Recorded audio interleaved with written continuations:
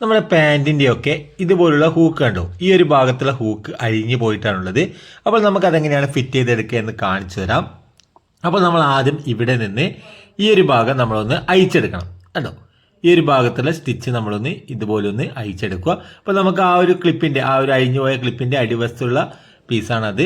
അപ്പോൾ നമുക്കിനി ഇതാണ് നമുക്ക് ഇവിടെ വെച്ച് കൊടുക്കേണ്ടത്. നമുക്കിത് നമ്മളെ ടൈലറിംഗ് മെറ്റീരിയൽ വിൽക്കുന്ന ഷോപ്പുകളിലൊക്കെ കിട്ടും. അപ്പോൾ ഈ ഒരു ഭാഗം നമുക്കൊരു 3 പിന്നുള്ള ഒരു ഹൂക്കാണത്. ആ ഒരു ഹൂക്കിനെ നമ്മൾ ഇവിടെ ആദ്യം അഴിഞ്ഞു പോയ ഭാഗമില്ലേ അവിടെ തന്നെ നമ്മളൊന്ന് ഇതുപോലെ ഒന്ന് അമർത്തി കൊടുക്കുക.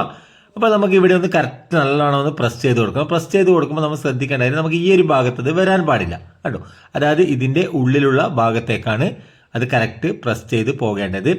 ഇനി നമുക്കിതിൻ്റെ ഉൾവശത്ത് നമുക്ക് ഇതുപോലുള്ളൊരു ക്ലിപ്പ് കൂടി ഉണ്ടാകും. ആ ഒരു ഭാഗത്ത് നമുക്ക് ആ ഒരു 3 പിന്നിൻ്റെ ഹോളിന് കണക്കായിട്ട് ഇതുപോലെ വെച്ച് കൊടുത്തിട്ട് നമുക്കിത് പ്രസ് ചെയ്ത് കൊടുക്കണം. അപ്പോൾ നമ്മൾ പ്രസ് ചെയ്ത് കൊടുക്കുന്നതിന് മുന്നേ നമ്മൾ ശ്രദ്ധിക്കേണ്ട ഒരു കാര്യം, നമുക്കിവിടെ ഈ ഒരു ഹൂക്കിൻ്റെ ഭാഗം നമുക്കിവിടെ ഒരു കോയിൻ എടുത്തിട്ടുണ്ട് കണ്ടോ. 1 രൂപയുടെ കോയിനാണ്. ഈ ഒരു കോയിനെ നമ്മൾ ഇവിടെ ഇതിൻ്റെ ഉള്ളിലേക്ക് വെച്ച് കൊടുക്കുക കണ്ടോ.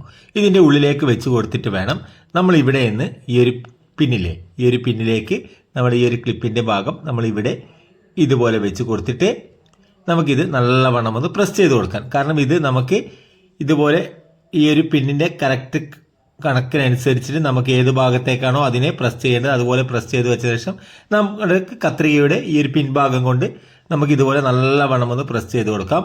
അപ്പോൾ നമുക്ക് ഈ ഒരു പ്രസ് ചെയ്ത് കൊടുക്കുന്ന സമയത്ത് നമുക്ക് ഇവിടെയുള്ള ഈ ഒരു ഹൂക്കിൻ്റെ ഭാഗം നമുക്കവിടെ പതിഞ്ഞു പോകാതിരിക്കാൻ വേണ്ടിയാണ് നമ്മളിവിടെ കോയിൻ വെച്ച് കൊടുത്തത് കേട്ടോ.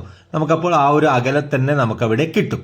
ഇനി നമ്മൾ സാധാരണ ഉണ്ടായിരുന്ന ആ ഒരു രീതിയിൽ തന്നെ അതിൻ്റെ തയ്യൽ തുമ്പിനെയൊക്കെ ഉള്ളിലേക്ക് കറക്റ്റ് കവർ ചെയ്ത് വെച്ചതിന് ശേഷം നമുക്ക് ഇവിടെ നിന്ന് ഈ ഒരു ഭാഗം വരെ നമുക്കൊന്ന് സ്റ്റിച്ച് ചെയ്ത് കൊടുക്കാം കണ്ടോ. അപ്പോൾ നമുക്ക് ഇതുപോലെ സ്റ്റിച്ച് കൊടുക്കാം. അപ്പോൾ നമുക്കിവിടെ കറക്റ്റായിട്ട് നമുക്കവിടെ ആ ഒരു ഹൂക്ക് നമ്മളിവിടെ വെച്ച് കൊടുത്തിട്ടുണ്ട്. അപ്പോൾ നിങ്ങൾക്കും ഇതുപോലെ ചെയ്തെടുക്കാം. അപ്പോൾ വീഡിയോ ഉപകാരപ്രദമായിട്ടുണ്ടെങ്കിൽ ചാനലൊന്ന് സബ്സ്ക്രൈബ് ചെയ്യുക.